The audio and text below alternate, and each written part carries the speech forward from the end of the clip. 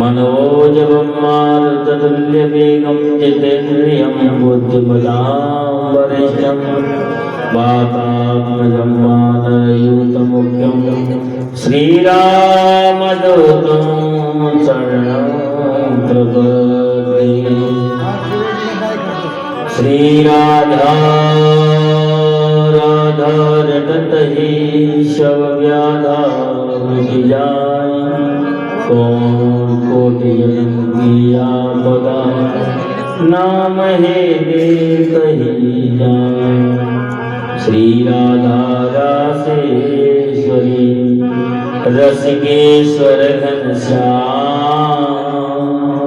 करहु निरंतर बाशु में श्री वृंदावन धाम।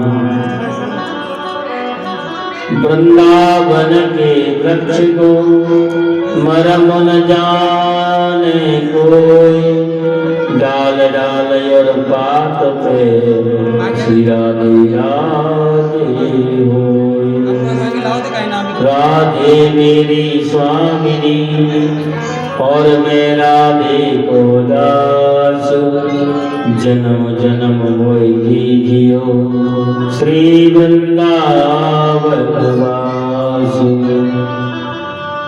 राधे मेरी मात है और पिता मेरे घनश्याम इन दोनों के चरणों में बारंबार प्रणाम। पापो हम पाप कर्मा हम पापात्मा पाप संभव त्राहि मां पार्वती नाथ सर्व पाप हरो।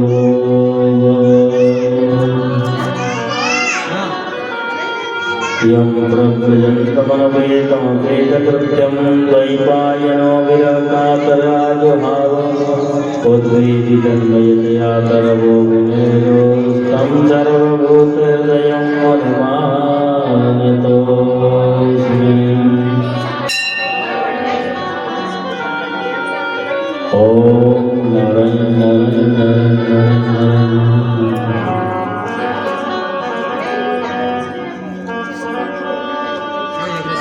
परम मंगल में परात्पर अखिलेश्वर अकारण करुणा वरुणालय भक्तवंशा करभद्रो तलुद्दीति विरिंदन पीतांबरधारी नंदनंदन यशोदानंदन देवकी नंदन बाल कृष्ण लाल की वांगमयी प्रतिरूपा श्रीमद्भागवत महापुराण।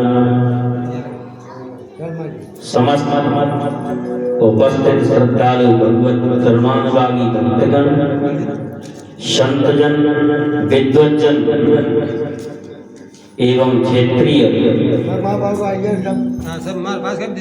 समस्त क्षेत्रीय महानुभाव भक्तजन भक्तिमती माताओं एवं लक्ष्मी स्वरूप बहनों, आप सभी को आज सप्तम दिवस इस व्यास गति से आप सभी को जय श्री राधे जय श्री कृष्ण।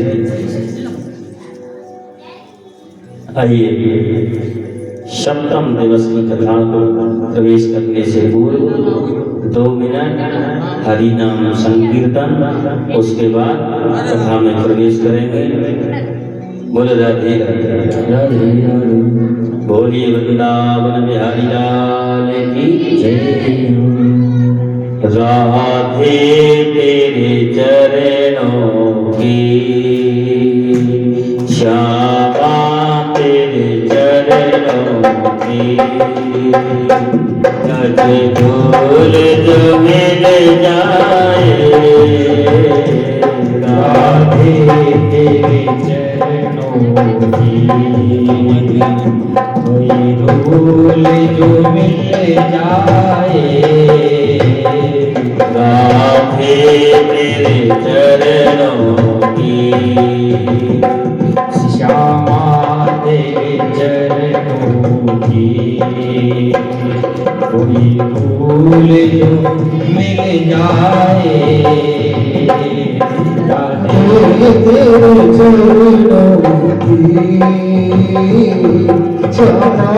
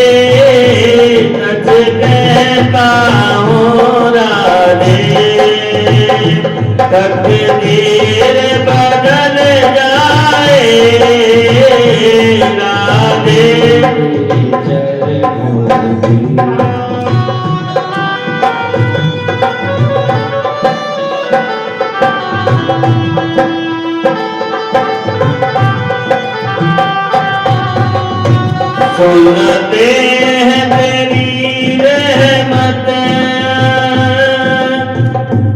दिन रात बरसती है। सुनते हैं तेरी रहमत दिन रात बरसती है। एक बूंद के प्यासे हों, एक बूंद जो मिल जाए, राधे तेरे चरणों की कोई धूल जो मिल जाए, सच के नाम मेरी भी तकदीर बदल जाए। तेरे चरणों की कोई धूल जो मिल जाए, राधे तेरे चरणों की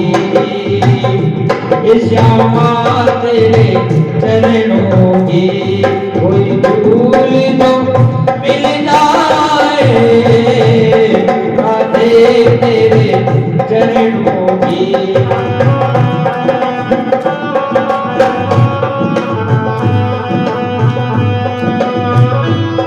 ये मन बड़ा चंचल है, कैसे तेरा भजन करो।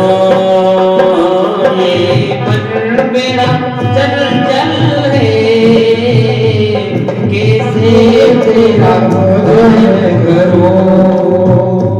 जितना इसे समझाओ उतना ही न चल जाए,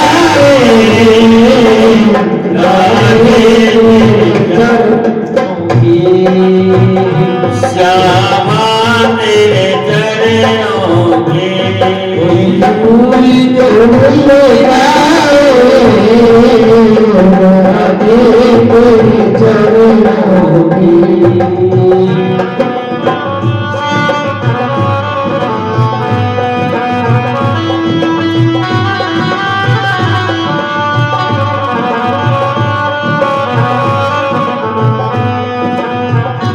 नजरों से गिराना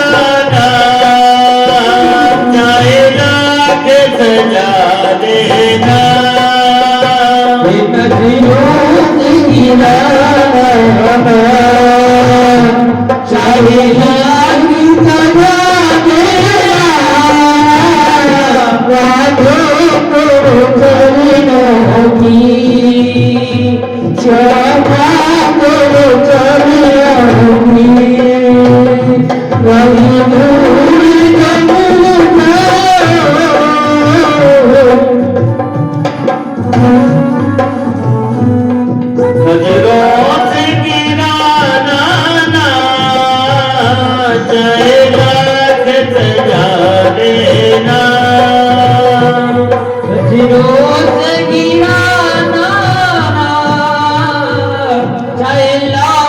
सजा देना नजरों से जो गिर जाए मुश्किल ही संभल पाए राधे तेरे चरणों की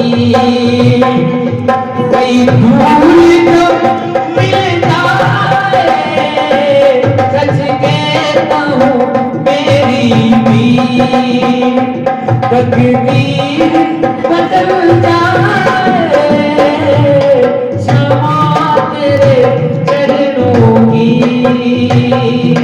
इरादे तेरे चरणों की। बोली वृंदावन बिहारी लाल की भागवत भगवान की बाल कृष्ण लाल की गोवर्धन नाथ की शंकर भगवान की हनुमंत लाल की जय जय श्री राधे जय जय श्री राधे जय जय श्री राधे। आइए पूर्व प्रसंग के अनुसार कल मेरे गोविंद ने कंस का उद्धार किया, अपने नाना जी उग्रसेन को जेल से बाहर करके और गद्दी पर आसीन किया। मथुरा के राजा थे और राजा ही उनको दोबारा से पुनः स्थापित राजगद्दी पर कर दिया।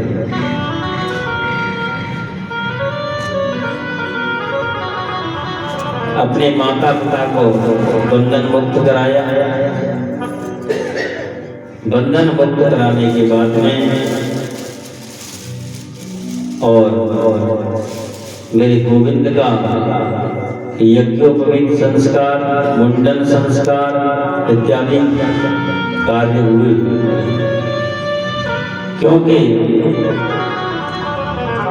मेरे गोविंद ने ये प्रण किया था कि जब तक अपने माता पिता को कंस के कारागार से मुक्त नहीं कर दूंगा तब तक पैरों में खड़ाऊ नहीं पहनूंगा, चप्पल जूते कुछ नहीं पहनूंगा, केस नहीं कटवाऊंगा, मुंडन नहीं कराऊंगा। अब यहाँ पर जब माँ बाबा को मुक्त किया है कारागार से, तब जाकर के फिर भगवान कृष्ण ने अपने केश कटवाए, मुंडन कराया, चोटी रखी, जनेऊ संस्कार हुआ दोनों भाइयों को। अब यहाँ पिताजी ने उनको गुरुकुल में पढ़ने के लिए भेज दिया। मेरे कन्हैया ने अल्पकाल में ही सारी विद्याएं ग्रहण कर ली। शांतिपनी गुरु के आश्रम में वहीं एक सुदामा नाम के ब्राह्मण बालक से और मेरे कन्हैया की मित्रता हुई। गुरु दक्षिणा में गुरुदेव से पूछा, बोले गुरुदेव गुरु दक्षिणा क्या दे दूं? गुरुजी ने कुछ नहीं कहा, लेकिन गुरु माता ने कहा, बेटा अगर गुरु दक्षिणा देना चाहते हो तो हमारे बेटे को वापस ला दो। तो यमपुरी शिविर जाकर के गोविंद ने और गुरु पुत्र को लाकर गुरु माता को दिया। बोलो राधे राधे। पांचजन्य नाम के राक्षस को मार करके मेरे प्रभु ने पांचजन्य नाम का शंख प्राप्त किया।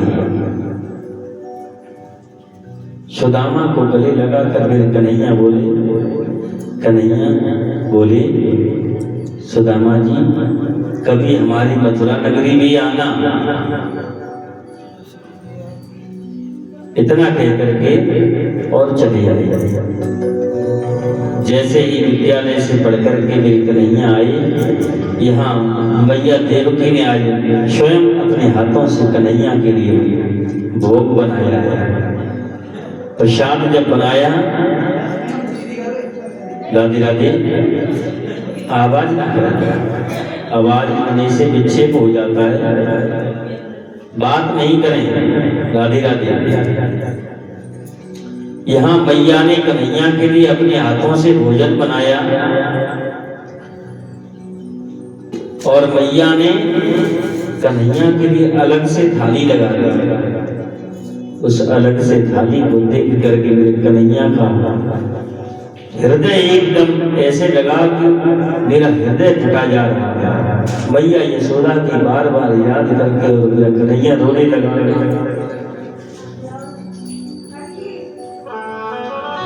आज पहली बार अपने जीवन में कृष्ण ने ऐसा देखा कि मेरे लिए अलग से थाली में भोजन परोसा गया है।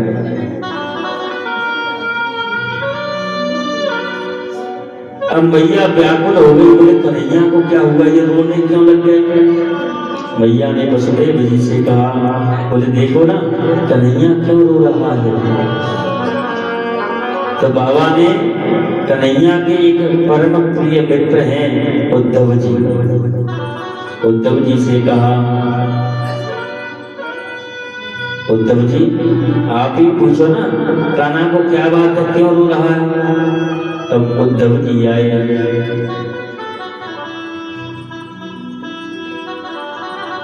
मैया ने और उद्धव जी ने मिलकर के पूछा।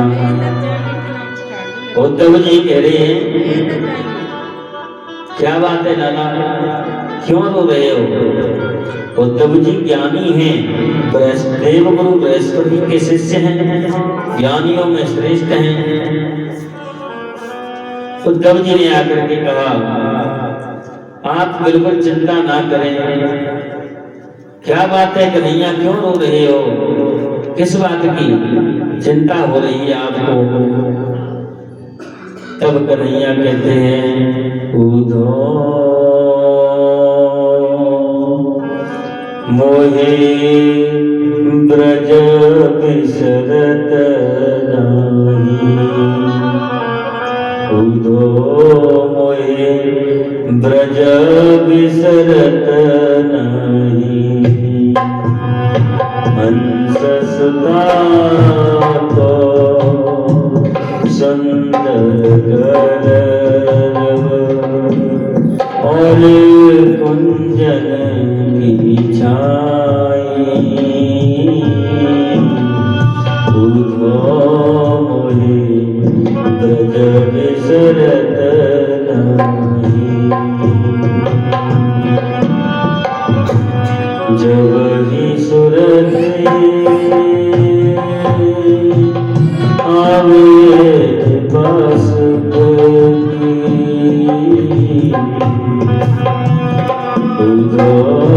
मोहे ब्रज बिसरत नाही।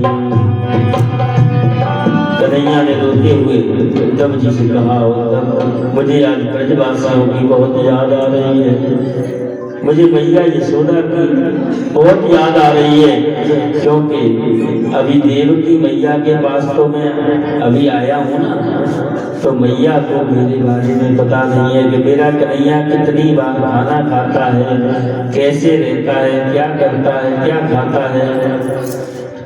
तो जब मैया ने मेरे लिए अलग से थाली सजाई तो मुझे यशोदा मैया की याद आ गई, क्योंकि यशोदा मैया ने मुझे कभी भी इस तरह से भोजन नहीं कराया। यशोदा मैया तो मुझे अपनी गोद में बिठा करके अपने हाथ से खिलाती थी। बोलो राधे राधे राधे राधे।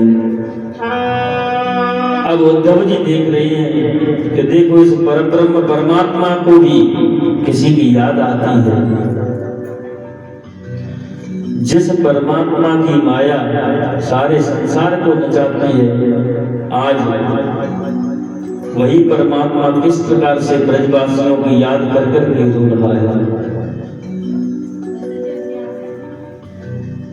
फिर मेरे कन्हैया ने कहा, उद्धव एक बात है कहना चाहूँ तुमसे, कहो कन्हैया।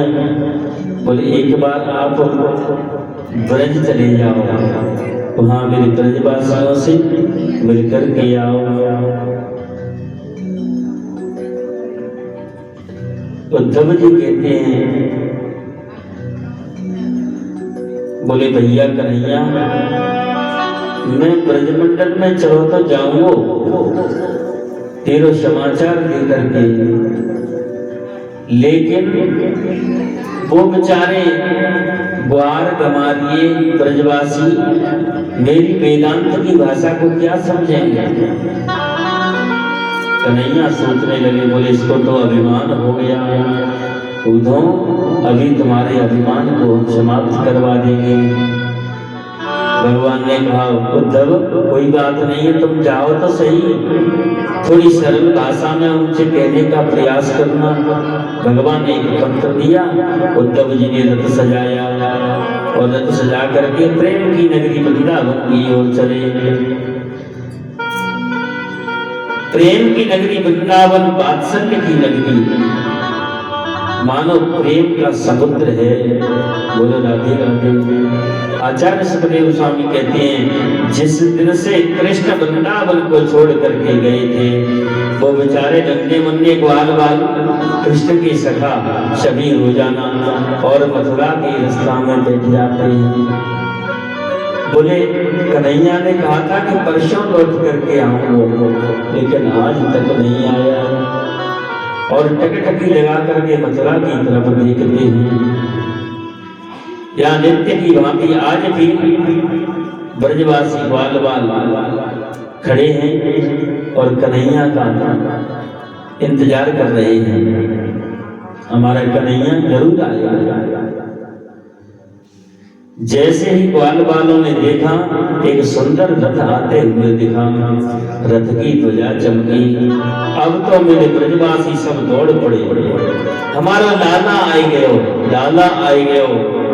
दूर से देखा तो ऐसा ही लगा, फिर कन्हैया ने अपना पीतांबर उद्धव जी को दे दिया। अब उनके झुंड में एक छोटा सा ब्रजवासी बालक था। उससे सभी कह रहे हैं, क्यों भैया तुमको कन्हैया के दर्शन नहीं करने? तो छोटा सा ब्रजवासी बालक कह रहा है, नहीं जाऊंगो। मैं इसलिए नहीं जाऊंगो क्योंकि वह कन्हैया ने मुझसे कही कि परसों आऊंगो, लेकिन उसको वर्षों बीत गए, वो वर्षों बाद आ रहे हुए, इसलिए न तो उससे बोलूंगा और ना ही उसके पास जाऊंगा। वो आएगो यहाँ मेरी दंडोत करेगो, माफी मांगेगो, जब बोलूंगा। बोलो राधे राधे। उद्धव ने कहा, सबको देख करके ब्रजवासियों को, बोले भैया इतने ब्रजवासी? तो सभी ब्रजवासियों ने जब नजदीक से उद्धव को देखा, बोले ये कन्हैया तो नहीं है, पर कन्हैया का कोई भेजा हुआ दूत है। तो सभी ब्रजवासियों ने कहा, भैया जय श्री कृष्ण। उद्धव जी कहने लगे, जय श्री कृष्ण। भैया मेरा नाम उद्धव है, मथुरा से आया हूँ, मैं कृष्ण का मित्र हूँ। आप मुझको भैया यशोदा के घर का पता बता सकते हैं? बोले भैया तुमको क्या पता बताएं भैया यशोदा के घर का? उद्धव ने कहा, ऐसी क्या बात है? मैं सत्य कह रहा हूं, मैं कन्हैया का भेजा हुआ हूं, कन्हैया का मित्र हूं। तो ब्रजवासियों ने कहा, उद्धव जी आपको ये नाली दिख रही है, इस नाली को ही आप चले जाओ, जहां पर ये नाली रुक जाए वहीं पर भैया यशोदा का महल है। बोले ये नाली किस लिए? बोले जिस दिन से मेरा कन्हैया इस ब्रज को छोड़ करके गया है, भैया यशोदा ने रो रो करके आंसुओं की जो धार है, भैया यशोदा के आंसुओं की धार से ये नाली बन गई है। बोलो राधे राधे। अब जैसे ही उद्धव ने नंद रानी यशोदा के महल में प्रवेश किया, तो उद्धव जी देखते ही रह गए। शाम ने नंदरानी माला लेकर के बैठी है। उद्धव ने चरणों में प्रणाम किया। मैया मैं उद्धव हूँ, प्रणाम करता हूँ। उद्धव ने जरा जोर से बोला तो मैया बोली धीरे, मेरा लाला पलना में सो रहा है। अब यहाँ पर तो उद्धव जी के सारे ध्यान के दरवाजे खुले। बोले देखो मैया को आज भी कन्हैया की कितनी याद है। उद्धव ने कहा हे भगवान, जिस कन्हैया को मैं मथुरा छोड़ करके आया हूँ और मैया कह रही है कि पलना में सो रहा है। मैया ने, उद्धव जी ने जब मैया को समझाया तो मैया कह रही मेरा लाला रसोई घर के द्वार पर आकर के बैठ जा तो मैया एक पकौड़ी वो दे दे। मैं कितनी निर्दयी निष्ठुर थी, उसको डांट कर बोल जाती अभी नहीं, जय जय को भोग लग जाएगा जब दम। अब यहाँ मैया याद कर कर के रो रही है। बोल राधे राधे राधे। मैया के उस अनन्य वात्सल्य प्रेम को देख करके जे बृहस्पति का शिष्य ज्ञानियों में अग्रगण्य उद्धव माँ यशोदा के चरणों में साष्टांग लेट गया और यशोदा के चरणों की धूल अपने मस्तक पर लगा दी। बोल राधे राधे। उद्धव जी एक वृक्ष के नीचे खड़े हो गए। मन में सोचा नंदरानी से बात करने के काबिल तो मैं अपने आप को समझता नहीं, चलो राधा रानी से ही बात कर लूं। किशोरी जी शांत बैठी है, कोई श्रृंगार नहीं किया। एक गोपी राधा रानी से बोली हे प्रिया जी, आज स्वप्न में मैंने देखा है कि गोविंद मेरे यहाँ आए हैं, माखन चुरा के भागने लगे हैं। कोई कह रही आज मेरे घर कन्हैया आए, मेरे बछड़ा को चुरा करके भागने लगे। कोई कहती आज लाला मोकू पनघट पे मिले।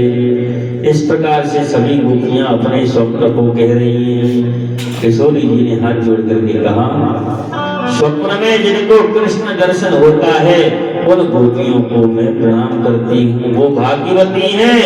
लेकिन मेरी परिस्थिति तो ऐसी बन गई है कि जिस दिन से वो प्राण वल्लभ मुझे छोड़ करके गए हैं, मेरी तो बैरन निद्रा भी उनके साथ चली गई है। मुझको तो नींद नहीं आती है तो स्वप्न कहाँ से आएगा। बोलो राधे राधे।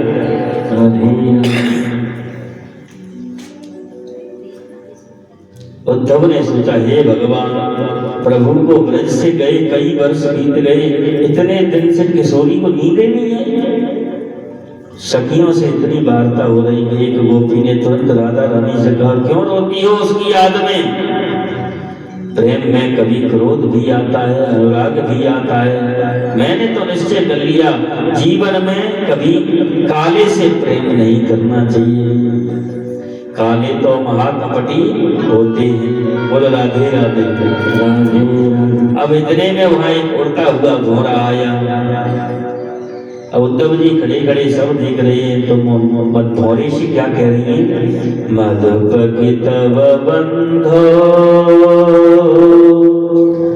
मास प्रसाद सपन्या कुछ विनुलित माला कुंकुम ससुरना।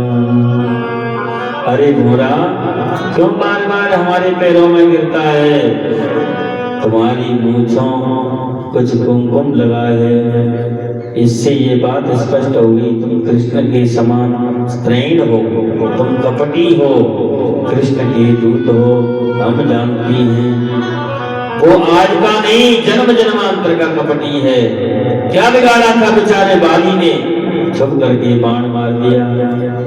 3 बिलांद का बोना बन करके और उस राजा बलि का सब कुछ लूट लिया।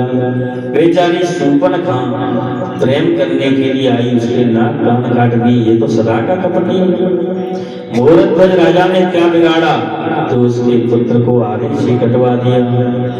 उद्धव जी ने देखा आकर देवियों कहा आप समस्त गोपियों के चरणों में प्रणाम करता हूँ। निवेदन केवल इतना करना था कि श्री कृष्ण को प्रियतम मानकर आप पूज रही हैं, वो कृष्ण साक्षात ब्रह्म है। मैंने मेरे गुरुदेव बृहस्पति से ये जाना है, ब्रह्म का हाथ नहीं होता। एक बार जीव की वृत्ति निर्गुण बन जाए, एक बार जीव का मन निर्गुण बन जाए, ब्रह्म में लग जाए तो भटका खत्म हो जाता है। मन को ब्रह्म में लगाओ, यही जीवन का सार है। एक गोपी ने टेढ़ी नजर से उद्धव को देखा, जवाब क्या दिया? उधो मन न भये दस बीस। गोपी कह रही है, उधो मन न भये दस बीस। एक हतो सो गयो श्याम संग, एक हतो सो गयो श्याम संग। ओ आराधे मनन भई दस बीस।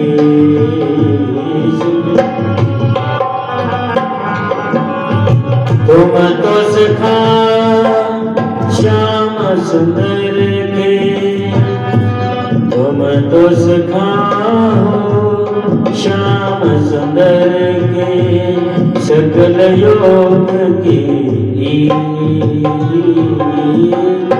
मनन भई दस बीस।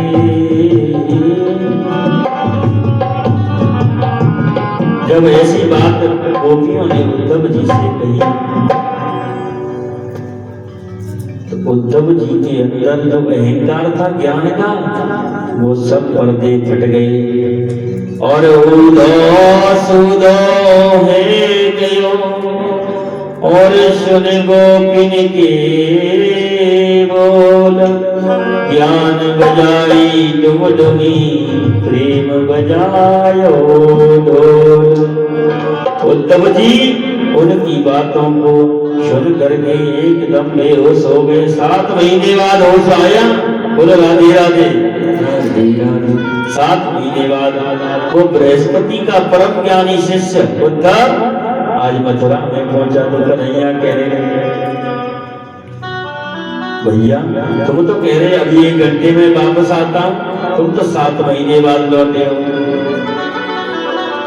उद्धव जी कहने लगे, अब ठीक है, भले आदमी जले पर नमक मत डालो। क्यों भैया, क्या हुआ? अरे गोपाल, उन गोपियों की परिस्थिति मुझसे पूछो। जब से आए हो यशोदा मैया की आंखों से नींद चली गई, श्रवण शक्ति चली गई, किशोरी राधा का शरीर सूख सूख करके लकड़ी जैसा हो गया। तब जाकर के उद्धव जी को कन्हैया ने सांत्वना दी, बोले कोई बात नहीं है, राधा कोई और नहीं है, राधा तो साक्षात कृष्ण है और कृष्ण ही साक्षात राधा है। हमारा वेदांत दर्शन भी यही कहता है, एक ही ज्योति नीचे से ऊपर चली और 2 रूपों में परिणत हो गई, उसे हम राधा माधव कहते हैं। बोली राधा माधव भगवान की। उद्धव को भक्ति का सर्वांग दर्शन हुआ। उद्धव को गोपियों के जो समस्त भक्ति के रूप हैं उनके साथ दर्शन हुआ। इसके बाद कन्हैया कुब्जा की घर आए, अक्रूर जी के मन में आनंद की अनुभूति जगाई। बोलो राधे राधे। जब कंस को मार दिया तो कंस की 2 पत्नियां थी, अस्ति और प्राप्ति। दोनों रो करके अपने पिता जरासंध के घर गई। जरासंध की बेटी थी अस्ति और प्राप्ति कंस को ब्याही थी। अस्ति प्राप्तिश्च कंसस्य महिष्यो भरतर्षभा, प्रति भर्तरि दुःखार्ते कियतो स्म पितुर्गः।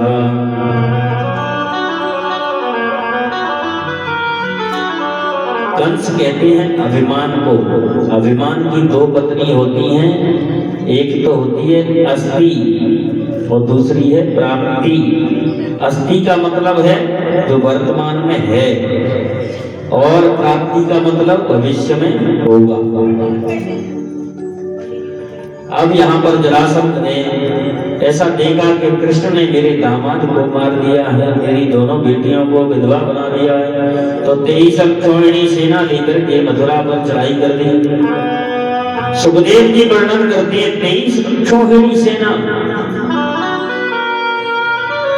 भागवत में 18,000 मंत्र हैं, 1 लाख, महाभारत में 1 लाख मंत्र हैं।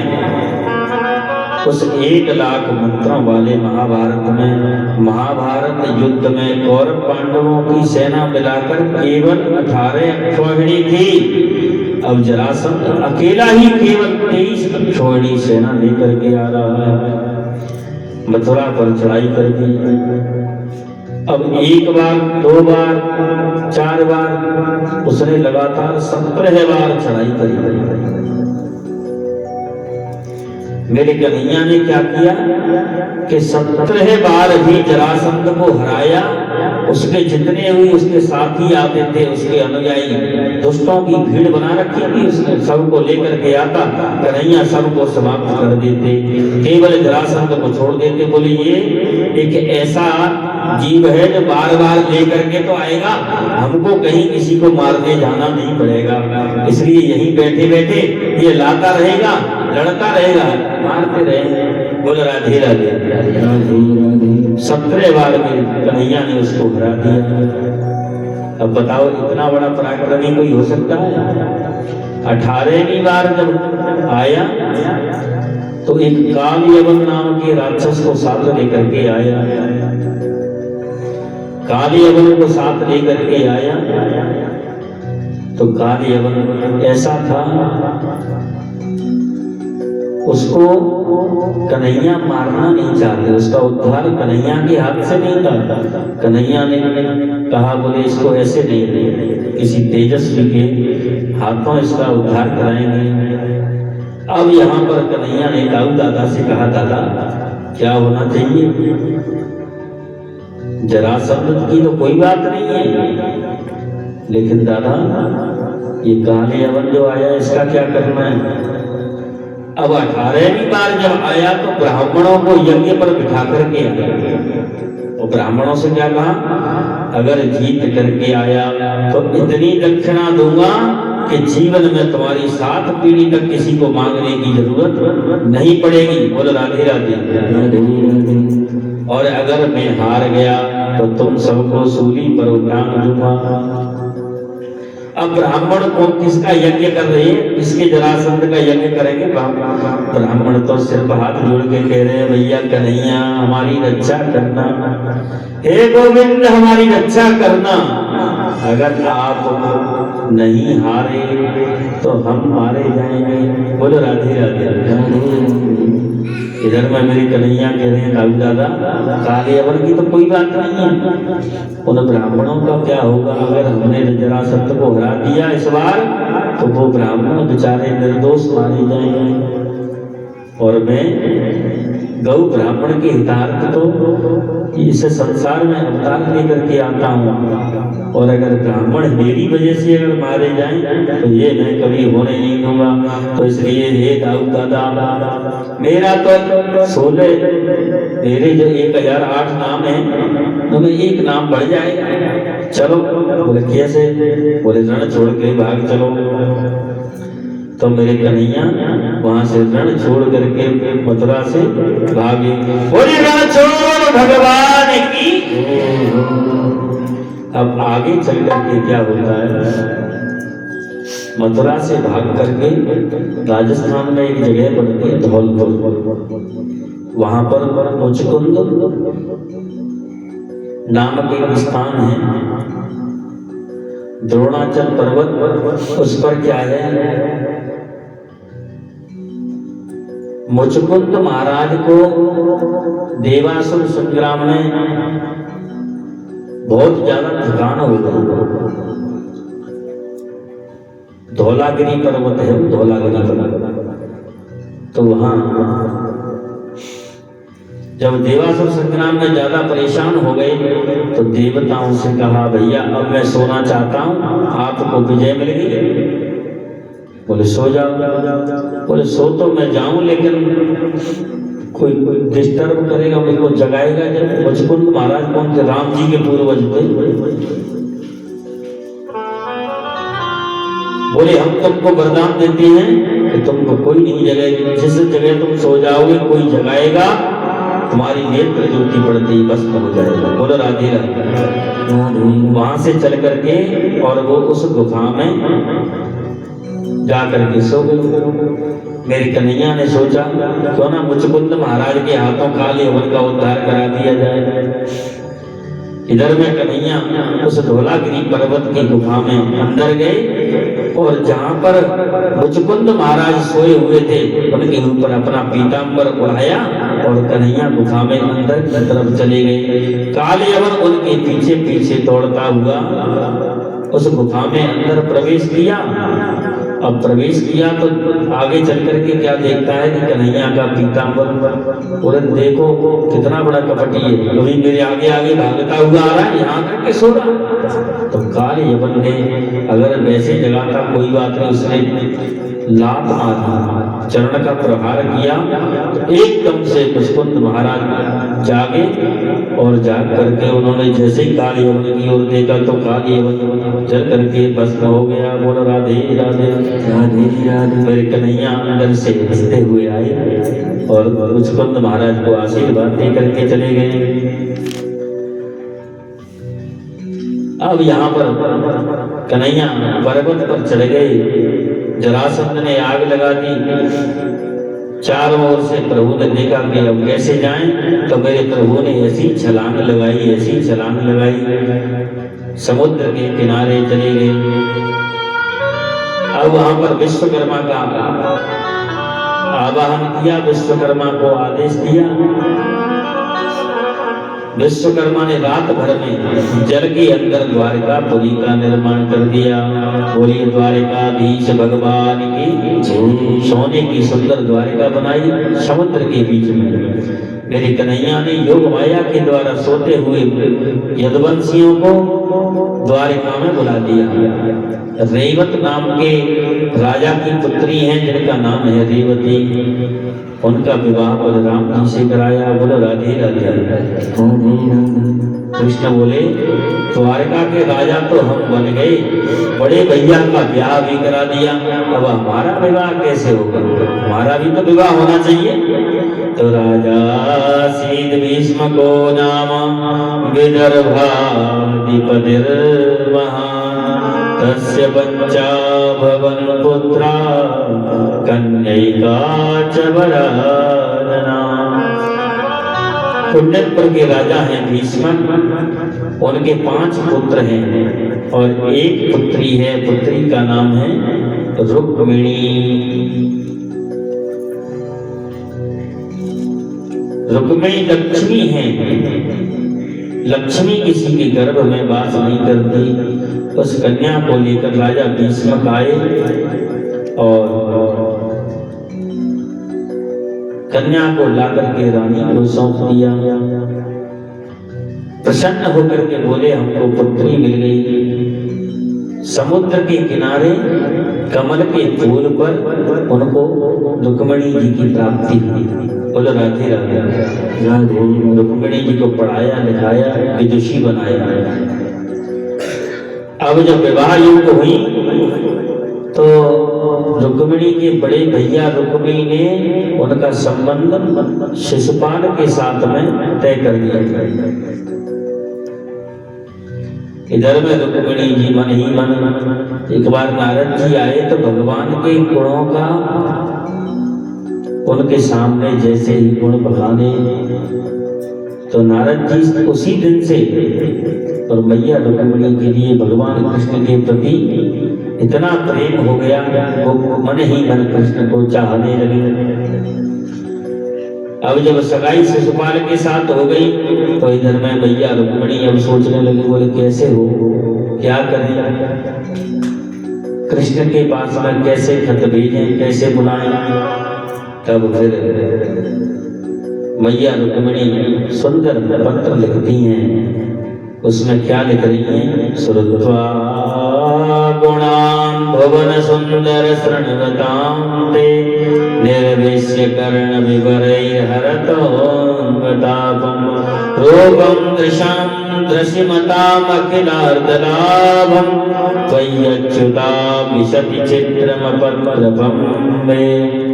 हे गोपाल, मैंने केवल आपके गुणों को सुना है। श्रुत्वा, नवदा भक्ति में पहली भक्ति है श्रवण। श्रवणो कीर्तनो विष्णु, श्रवणम कीर्तनम विष्णु स्मरणम पाद सेवनम अर्चनम वंदनम दास्यम सख्यम आत्मनिवेदनम। 9 भक्ति है। तो माताओं, यहाँ पहली भक्ति है श्रवण। मैंने केवल आपके गुणों को सुना है, आंखों से देखा नहीं है। अब आप सोचेंगे जब आंखों से नहीं देखा तो पत्र कैसे लिख दिया। ऐसी कौन सी नारी है जो एक बार आपकी झांकी को सुन करके आपको नहीं चाहेगी। अब उसमें कितना सुंदर भाव लिखा कि महाराज, जो वस्तु सिंह को मिलनी चाहिए, शेर को मिलनी चाहिए, अगर कोई सियार उसको ले जाए तो ये तो बहुत बड़ी संकोच की बात होगी।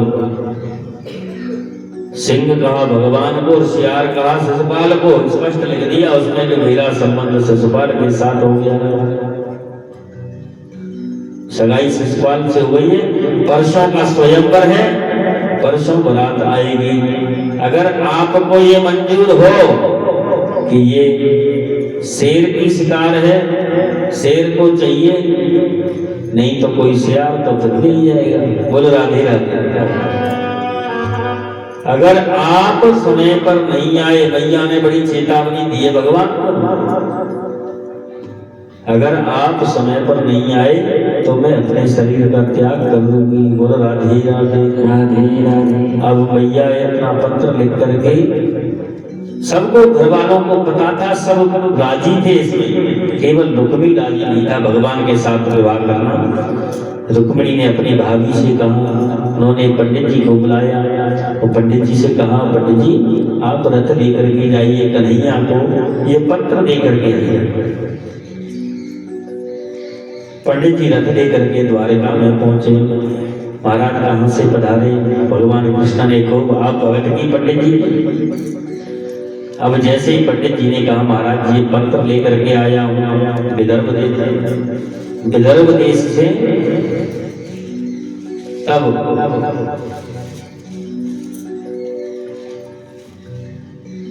भगवान ने पत्र को खोल करके पढ़ा, तुरंत रथ सजाया और जाने के लिए तैयार हो गए।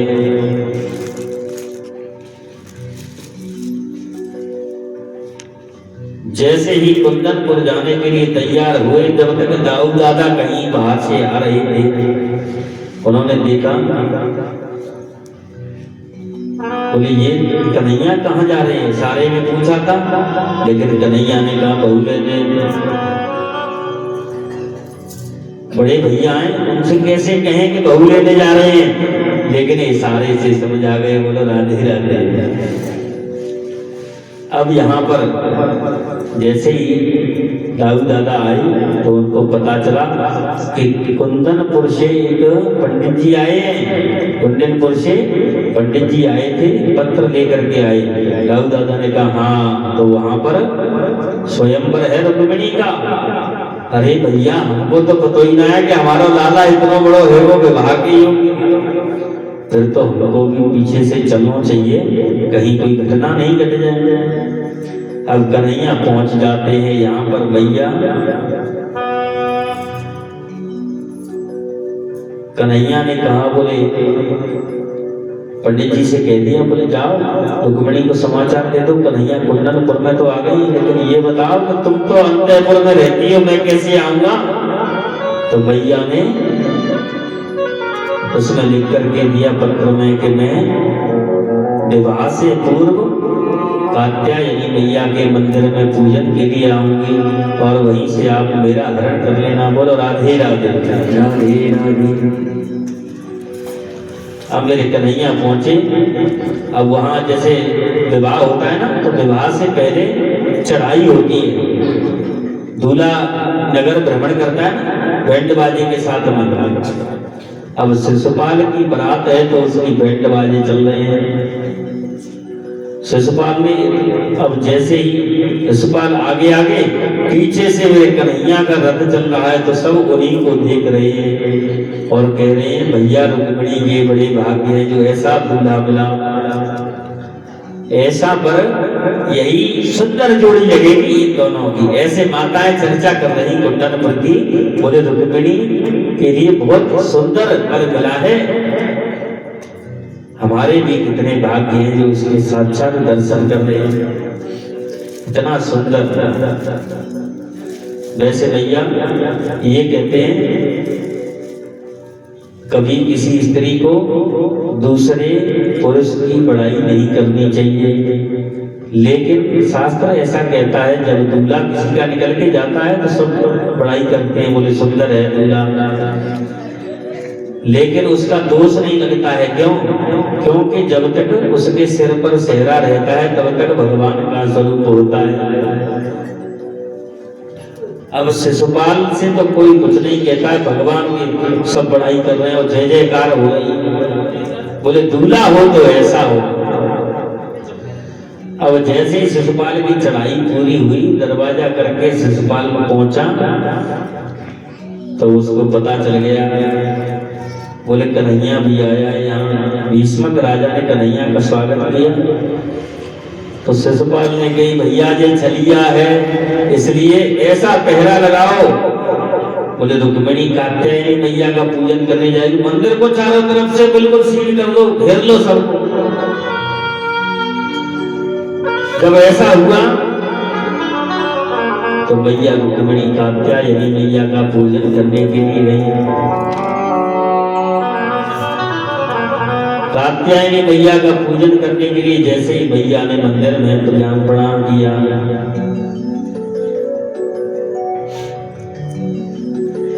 तब कहा है मनुजा ही मिलहि सोबरो, सहज सुंदर सांवरो, करुणा निधान सुजान शील, स्नेह जानत रावरो। भैया से कहा हे भैया कात्यायनी महामाये महायोगिन्यधीश्वरी नंद गोप सुतम देवी पति में कुरुते नमः। हे भैया कन्हैया ही मुझे पति रूप में प्राप्त हो। जैसे ही रुक्मिणी भैया ने सिर झुका करके भैया के आगे प्रणाम किया तो मानो कात्यायनी भैया आशीर्वाद दे रही है कि तेरा मनोरथ सफल हो।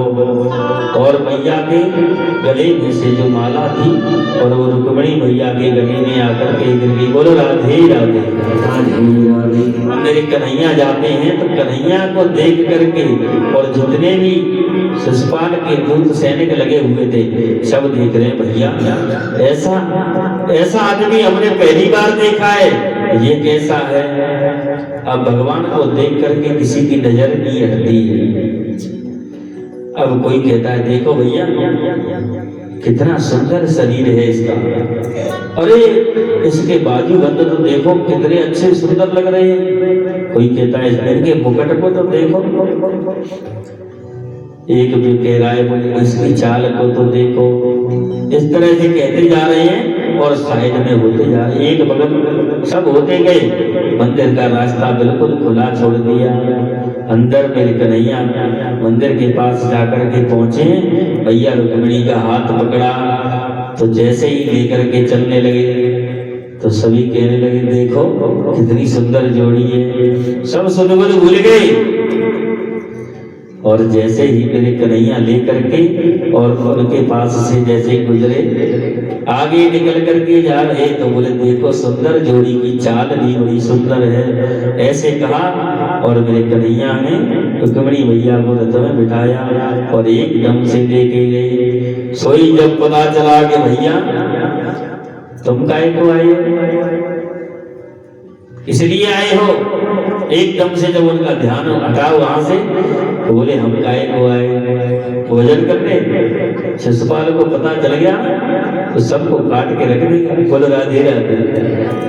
यहाँ मेरे कन्हैया रुक्मिणी को लेकर के और जब तक चले जाते हैं, बोलो रुक्मिणी रमण भगवान की जय हो। शिशुपाल को पता चला तो सब फेंटा कटारी निकाल करके फेंक दिए। बोले मुझे पहले ही शक था कि ऐसा ही होगा, अगर वो इस नगर में आया है तो कुछ न कुछ करके आया है। रुक्मिणी के भाई रुक्मिणी ने कहा कि मैंने तुमको वचन दिया था कि मैं अपनी बहन का विवाह तुम्हारे साथ करूंगा। अब मैं एक दूसरा वचन ये भी देता हूं, अगर मैं अपने साथ रुक्मिणी को लौटा करके नहीं ला सका तो इस नगर में दोबारा कदम नहीं रखूंगा। जब गया पीछे से तो भगवान के रथ को रुक्मिणी ने पकड़ लिया। भगवान ने रुक्मिणी को लेकर के दोनों में युद्ध हुआ। युद्ध के बाद भगवान ने रुक्मिणी को पकड़ लिया। पकड़ करके उसको जैसे ही दंडित करना चाहते तब तक दाऊ दादा आ गए। बोलो राधे राधे। दाऊ दादा ने कहा भले आदमी, एक तो उसकी बहन को ले जा रहा है, साले के साथ में कोई ऐसा करता है कभी? तू तो भैया बड़ा विचित्र है। बता, एक उसकी बहन को ले जा रहा है, भाई के आधे सर के बालों को मूंड रहा है, ये कौन सी बात है? भाई का मुंडन करना है, बहन को ले जा रहा है, साले के साथ में ऐसा कोई करता भी है? दाऊ दादा ने जब डांटा तो रुक्मिणी को छोड़ दिया। बोले कोई बात नहीं है, अब तो जो रिश्तेदार है, रिश्तेदारों से ऐसा बर्ताव करता है।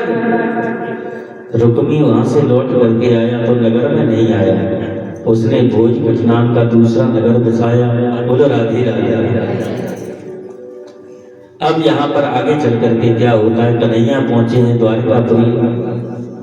तो फिर भीष्मक राजा ने कहा महाराज अब जो होना था वो तो हो गया, अब हमको एक अवसर कम से कम इतना तो दे दो कि कन्यादान का अवसर मिल जाए।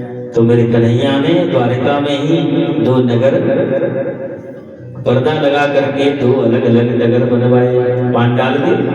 उनमें एक माधवपुरी और एक उद्धवपुरी। दोनों में कन्हैया और रुक्मिणी मैया को सजाया जा रहा है। और क्या कह रही हैं रुक्मिणी मैया अपनी सखियों से, अरे आओ मेरी सखियों मुझे मेहंदी लगा दो, आओ मेरी सखियों मुझे मेहंदी लगा दो, मेहंदी लगा दो मुझे ऐसी सजा दो, मुझे श्याम सुंदर की दुल्हन बना दो, आओ मेरी सखिया मुझे मेहंदी लगा दो, मेहंदी लगा दो मुझे ऐसी सजा दो, मुझे श्याम सुंदर की दुल्हन बना दो, मुझे श्याम सुंदर की दुल्हन बना दो, मुझे श्याम सुंदर की दुल्हन बना दो।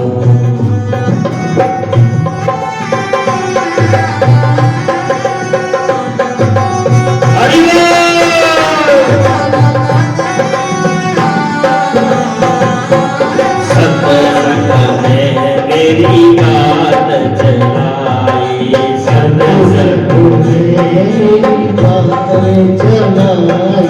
सदगुरु ने मेरी कीनी सगाई, सदगुरु ने मेरी कीनी सगाई, सदगुरु ने मेरी कीनी सगाई, सदगुरु ने मेरी कीनी सगाई, उनको बोला के अंदर बात करा दो, उनको बोला के अंदर बात करा दो, मुझे श्याम सुंदर की दुल्हन बना दो, मुझे श्याम सुंदर की दुल्हन बना दो, मुझे श्याम सुंदर की दुल्हन बना दो, मुझे श्याम सुंदर दुल्हन बना दो।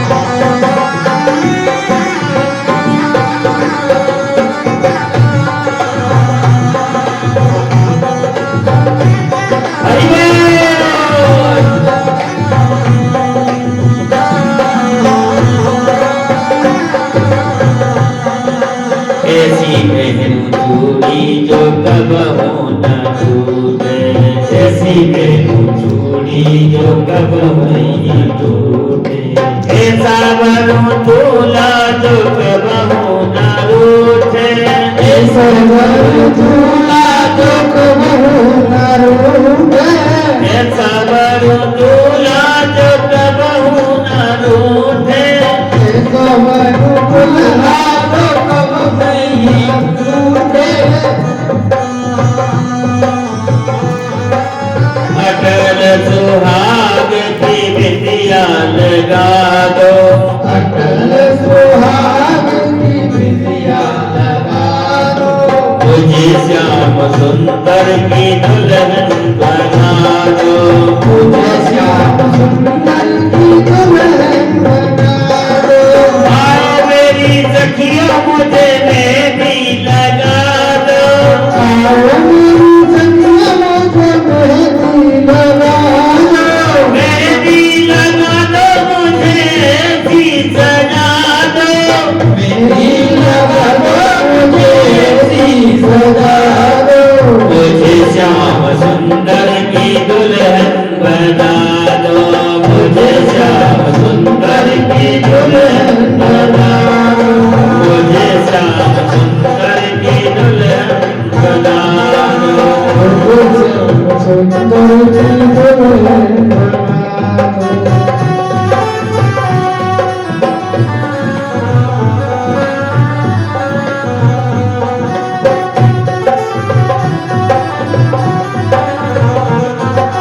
बोलिए रुक्मिणी रमण भगवान की। अब यहाँ पर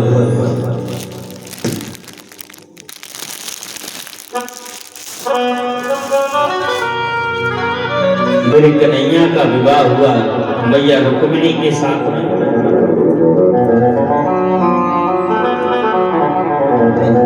राजा भीष्मक जी ने कन्यादान किया। बोलो राधे राधे। सबके मन में बड़ा आनंद हुआ। ब्रजवासी सब बारात में आए, भगवान की मैं खूब प्रेम से गाया। एक बात कहूं, रुक्मिणी कोई और नहीं है, साक्षात लक्ष्मी है। लक्ष्मी का विवाह नारायण के साथ ही हो सकता है और किसी के साथ में नहीं। बोलो राधे राधे। राधे राधे। आचार्य सुखदेव स्वामी कहते हैं, कामस्तु वासुदेवांशो दत्तका रुद्रमन्युना। एक समय की बात है, भगवान शंकर को समाधि से उठाने के लिए कामदेव जी जब आए तो भगवान शंकर ने जैसे ही तीसरा नयन खोला, अरे जब शिव तीसर नयन उघारा, जब शिव तीसर नयन उघारा, चित निरखत काम भयं जर छारा, निरखत काम भयं जर छारा। जब भगवान शिव ने तीसरा नेत्र उघारा तो देखते ही कामदेव भस्म हो गया। कामदेव की पत्नी रति कहने लगी, बोले भोलेनाथ मेरा क्या होगा? तब कहा, जाओ तुम संबरासुर नाम के राक्षस के यहाँ चली जाओ, वहीं पर दासी का काम करना। कृष्ण तनय हो ये पति तोरा, वचन अन्यथा जाय न मोरा। कृष्ण तनय हो ये पति तोरा, वचन अन्यथा होय न मोरा। हरि राम हरे राम हरे राम हरे राम हरे कृष्णा हरे कृष्णा हरे कृष्णा हरे कृष्णा। अब यहाँ पर मेरे गोविंद के प्रथम संतान के रूप में साक्षात कामदेव जी का अवतार हुआ। कामदेव जी कृष्ण के घर में पुत्र के रूप में जन्मे। बोलो राधे राधे राधे राधे। अब प्रसूति गृह से शंभरासुर नाम का राक्षस और जो कामदेव जी पैदा हुए थे भगवान के यहाँ, उनका नाम भगवान ने रखा प्रद्युम्न। प्रद्युम्न जी को उठा करके और ले गया शंभरासुर नाम का राक्षस, जा करके समुद्र में फेंक दिया। समुद्र में से एक मछली निकल गई और वो मछली शंभरासुर की भोजनालय में पहुंच गई। भोजनालय में जाकर के जब उसको काटा तो जो कामदेव की पत्नी थी विद्यावती बन करके शंभरासुर की रसोई में काम करती थी, वहां पर उसको अपना पति मिल गया। लेकिन जब तक प्रद्युम्न बड़ा हुआ, शंभरासुर को मार करके लौट करके आए, तब तक भगवान के 16,107 विवाह और हो गए। भगवान के पूरे विवाह कितने हुए? 16,108। लेकिन एक तो रुक्मिणी के साथ हो गया। तब तक भगवान क्या नाम है, प्रद्युम्न जी शंभरासुर को मार करके आए, तब तक भगवान के 16,107 विवाह और हो गए। बोलो राधे राधे। अब यहाँ पर सुखदेव स्वामी कहते हैं, द्वारिका में एक राजा आए थे, उनका नाम है सत्राजित। बहुत प्रतापी हैं, सूर्य के उपासक थे। तो सूर्य भगवान ने उनको एक मणि दी, उसका नाम है स्यमंतक। नित्य 10 घंटे पूजन किया जाता था उसका। तब वो मणि 8 भार सोना देती थी। 8 भार सोना का मतलब क्या है? 2 कुंटल सोना रोज देती थी, लेकिन 10 घंटे पूजा करना पड़ता था। इसीलिए तो भारत को सोने की चिड़िया कहते हैं, कोई ऐसी थोड़ी कहते हैं। बोलो राधे राधे। अब एक दिन सत्राजित उस मणि को गले में पहन करके भगवान के सुधर्मा नाम की सभा में आया। तो उसको देख करके बोले साक्षात सूर्य देव आ रहे हैं। तो भगवान ने कहा कोई बात नहीं है, सत्राजित राजा है, सूर्य से मणि प्राप्त की। अब जैसे ही बैठे तो बोले और सत्राजित जी महाराज कैसे हो? जब हालचाल लिया, ये मणि आपको कहाँ से प्राप्त हुई? बोले सूर्य भगवान से। अच्छा, तो आप इस मणि का आप क्या करोगे? इसको राजकोष में जमा करा दो। अरे महाराज, मैंने तो बड़ी तपस्या से इसको प्राप्त किया, मैं राजकोष में कैसे जमा करा दूंगा इसको? अब इतनी बात बस हुई थी, जाकर के अपने घर पहुंचे तो घर जैसे ही मणि को उतार करके रख दिया। तो सत्राजित महाराज का भाई प्रसेन उस मणि को पहन करके और शिकार खेलने चला गया। बोले राधे राधे। रास्ते में जंगल में उसको प्रसेन को एक सिंह ने मार दिया और मणि ले ली। आगे चल करके उस शेर को एक रीछ ने मार दिया और मणि लेकर के अपनी गुफा में अंदर चला गया और जाकर के अपनी बेटी को दे दी। बोले राधे राधे। अब समाज की क्या स्थिति है कि चाहे बात झूठी हो या सच्ची हो, केवल 10 लोगों के विशेष करके महिलाओं की बात अंदर जो कमी होती है, उस बात की तह तक नहीं जाती माताएं कि बात सत्य हो सकती है या गलत है। क्या सोचते हैं? किसी ने कह दिया अरे जो महाराज जो बाबा तो ऐसा काम कर रहे थे, गलत काम कर रहे थे। एक से दूसरे ने कहा, दूसरे ने तीसरे से कहा, देखा किसी ने नहीं कि वास्तविकता ये सत्य है गलत है। ऐसा नहीं होना चाहिए। पहले उस बात की तह तक जाओ, उसको पूरी जानकारी लो कि हाँ ये सत्य बात है। वहां भगवान को चोरी का इल्जाम लगा दिया, चोरी लगा दी सत्राजित ने। वैसे बोले मैं कल कृष्ण के यहाँ गया था तो कृष्ण ने मुझसे कहा कि ये मणि हमको दे दो, मैंने नहीं दी तो कृष्ण ने मेरे भाई को मार दिया तो और मणि दे दी। भगवान बोले जे बहुत बढ़िया बात है, चोरी का कलंक कौन लग गया? क्यों लगा? क्योंकि भगवान ने चौथ के चंद्रमा का दर्शन कर लिया था, इसलिए भगवान को चोरी का कलंक लगा। बोलो राधे राधे राधे राधे। भगवान उस प्रसेन को देखने के लिए जैसे ही जंगल में गए तो साथ में कुछ सहयोगी गण उनके साथ में थे, तो सभी सैनिकों के साथ में जब भगवान जंगल में जा रहे हैं वहां देखा कि जहां पर प्रसेन की हड्डियां पड़ी थी, प्रसेन के वस्त्र पड़े हुए थे फटे हुए, वहां पर एक शेर के पंजों के निशान थे। बोले इसको शेर ने मार दिया। अब शेर के पैर जहां पर पूर्ण हुए वहां शेर की खाल लगी थी और वहां पर रीछ के पैरों के निशान बने हुए थे।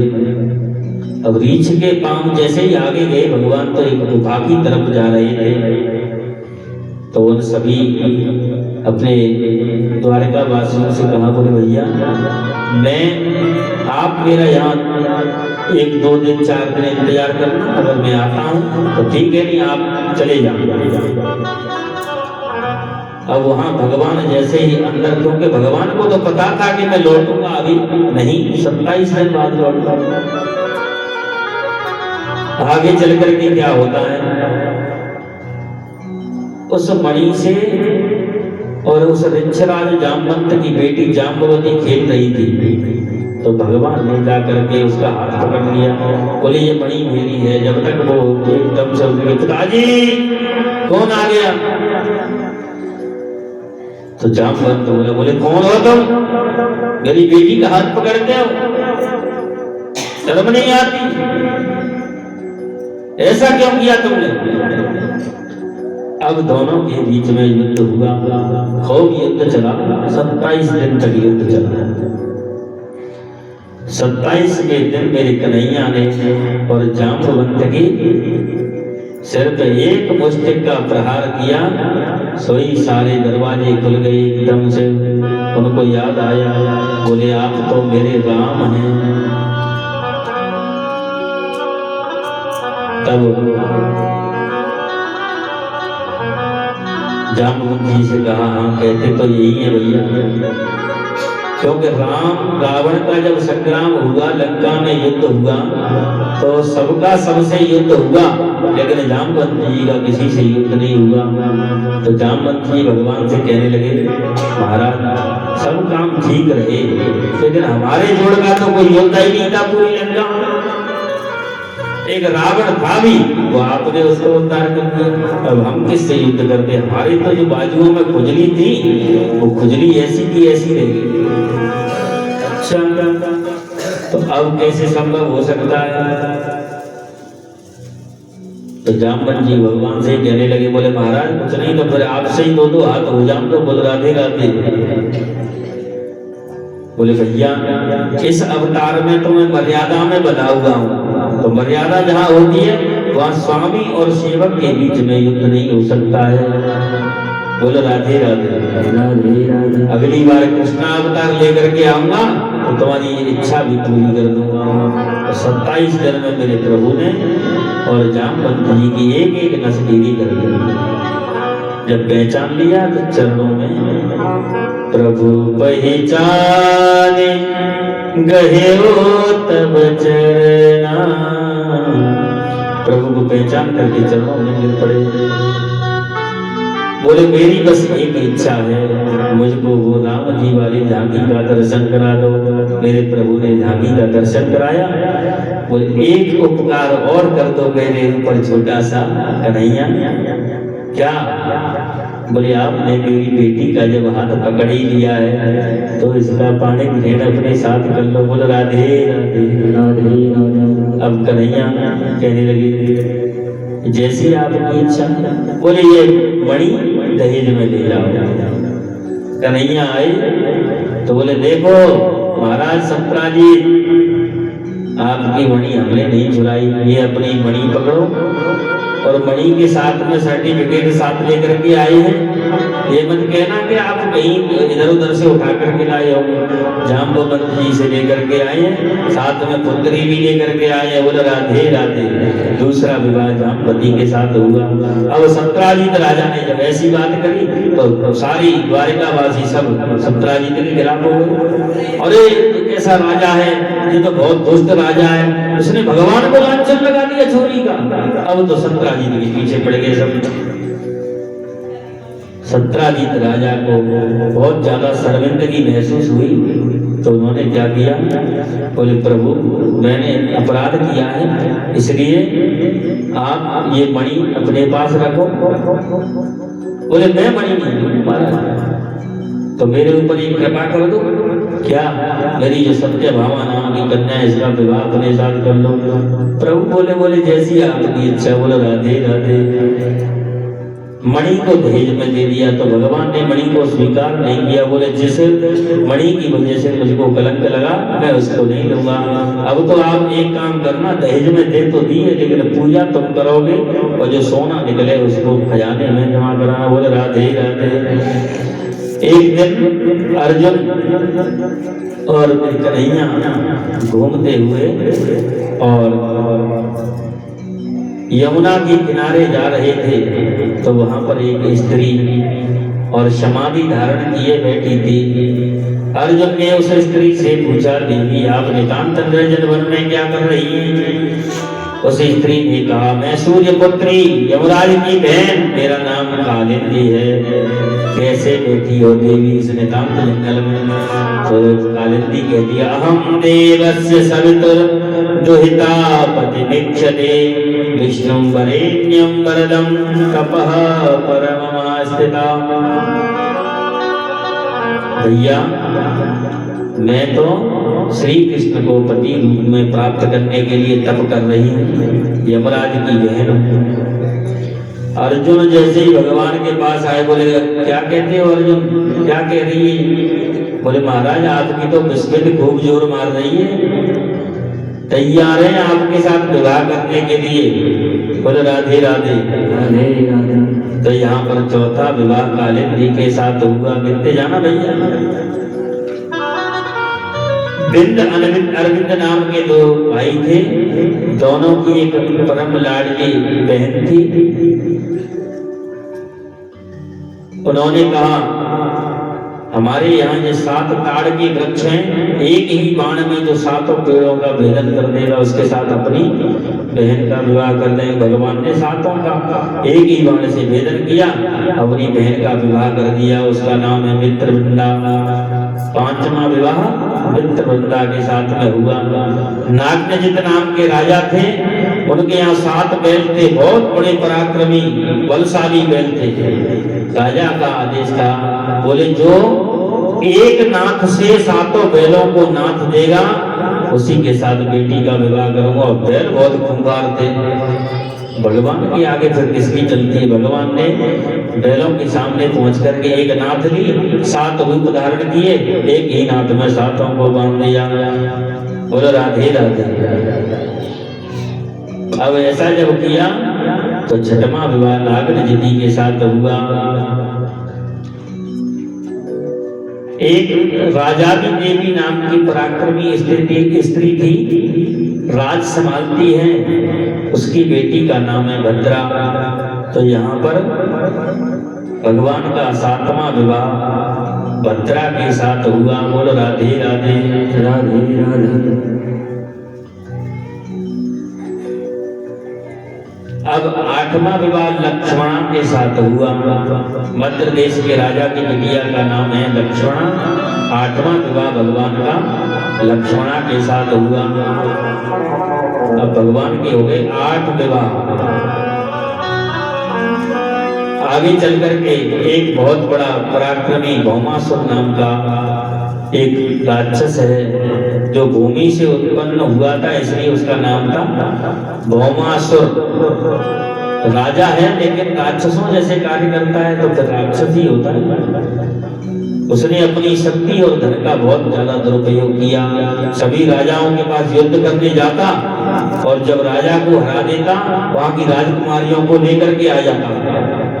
अब इकट्ठा करता जा रहा है जेल खाने में। बोले जिस दिन 20,000 हो जाएंगे तब विवाह करूंगा।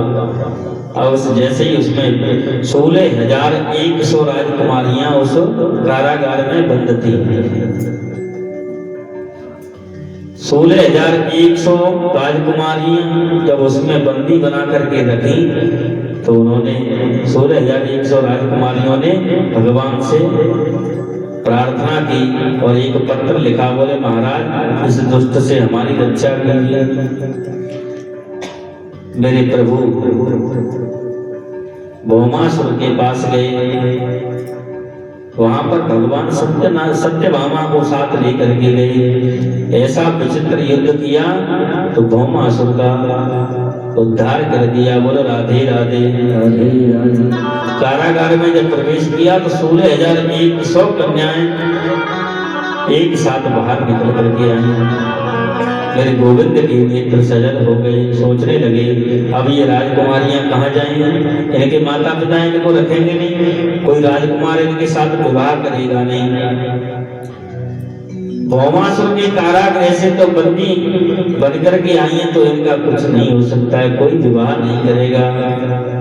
अब इन राजकुमारियों के सामने तो केवल 2 मार्ग हैं, या तो सभी कुएं में गिर करके आत्महत्या कर लेंगे या फिर ये गंदे रास्ते पर चले जाएंगे। भगवान ने उन राजकुमारियों से कहा अगर तुम्हारे मन में कोई अन्यथा विचार नहीं हो तो मैं आपको अपनी पत्नी के रूप में स्वीकार करता हूँ।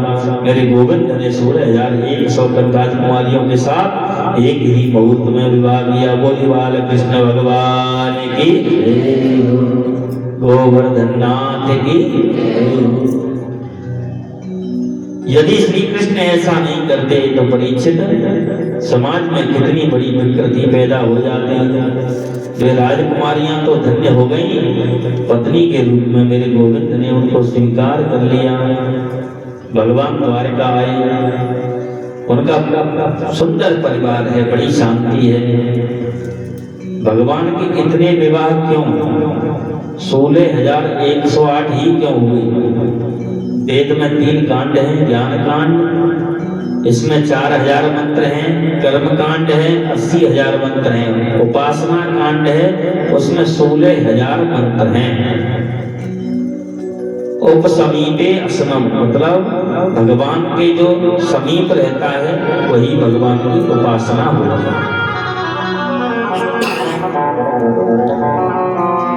उपासना, आराधना और साधना। उपासना, आराधना और साधना। साधना दूसरे के लिए की जाती है। आपने देखा होगा बड़े बड़े अमरात्मा ऋषि संत साधना करते थे, लेकिन उस साधना का अपने लिए उन्होंने कोई लाभ नहीं लिया। हमेशा आप अभी देखते हैं कहीं कहीं जगह महापुरुष होते हैं, वहां पर जात लगती है, कभी कोई कुछ करता है। तो साधना संत करते दूसरों की विपत्तियों का नाश करने के लिए।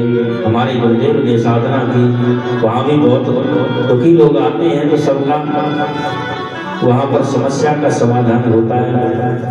तो साधना हमेशा दूसरे के लिए की जाती है और आराधना भगवान के लिए की जाती है, उपासना अपने लिए की जाती है। उपासना करेंगे तो हमारा शरीर स्वस्थ होगा, आराधना करेंगे भगवान प्रसन्न होंगे, साधना करेंगे तो भगवान तो प्रसन्न होंगे ही, उससे दूसरों के भी कार्य सिद्ध होंगे। बोलो राधे राधे राधे। यहाँ जो उपासना कांड के 16,000 मंत्र हैं वो साक्षात भगवान की पत्नी बनकर के आए हैं। श्लोक उपनिषद होते हैं, 16,000 वेद के जो उपासना कांड के मंत्र हैं वो श्लोक उपनिषद और 8 प्रकार की प्रकृति। ये कितने हो गए? 16,108। जो प्रकृति के बस में रहता है वो जीव है, और जो प्रकृति से परे रहता है, जो प्रकृति को बस में रखता है वही परमात्मा है। जो 8 प्रकार की प्रकृति है वो मेरे गोविंद की अष्टपटरानी है। बोल राधे राधे। राधे राधे। भगवान के बड़े पुत्र हैं प्रद्युम्न, इनके 2 विवाह हुए। भगवान कृष्ण के 16,108 रानियों के भागवत में लिखा है, एक एक पुत्री और 10-10 पुत्र हुए थे। बोलो राधे राधे। राधे राधे। अब यहाँ पर अनिरुद्ध के 2 विवाह हुए। एक तो हुआ था बाणासुर की बेटी उषा के साथ में। बोलो राधे राधे। राधे राधे। और एक दुर्योधन की पुत्री के साथ में। बोलो राधे राधे। राधे राधे। बाणासुर की बेटी उषा के साथ में, और दूसरा हुआ था रुक्मी की पौत्री के साथ में। बोलो राधे राधे। आगे चल करके मेरे कन्हैया के